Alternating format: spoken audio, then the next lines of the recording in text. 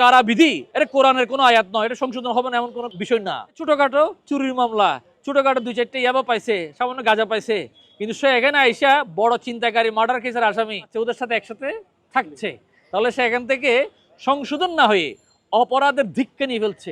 তো আমরা প্রস্তাব করছি যাতে অপরাধ অনুযায়ী এই আসামিদেরকে যাতে রাখা হয়। এটা যেহেতু কারাবিধির বিষয় আছে, হয়তোবা ক্ষেত্র বিশেষে এই কারাবিধিটা সংশোধন করা লাগতে পারে। এই কারাবিধি এটা কোরআনের কোনো আয়াত নয়, এটা সংশোধন হবে না এমন কোনো বিষয় না। মানবিক বিবেচনায় সংশ্লিষ্ট কর্তৃপক্ষ যদি চিন্তা করে আমরা যদি সত্যিকার অর্থে কারা সংশোধনাগার বানাতে চাই, তাহলে আমরা এগুলোকে সংশোধন করতেই পারি। আপনারা যারা আইন সংশোধন করছেন ওনারা সরাসরি ফিল্ডে আসুন, সরাসরি দেখুন আমাদের এই কথাগুলোর সাথে কোনো ধরনের ভিন্নমত আছে কিনা সেটা আমাদেরকে জানাতে পারেন ইনশাল্লাহ। আমার ভিডিও যারা যারা আজকে দেখছেন বা আমাদের নিউজ যারা যারা শুনছেন, আপনার পক্ষ থেকে এই ধরনের কোনো পরামর্শ আছে কিনা যেটা যৌক্তিক মানবিক বিবেচনায়, ওইটা আমরা সংশ্লিষ্ট কর্তৃপক্ষের দৃষ্টি আকর্ষণ করব।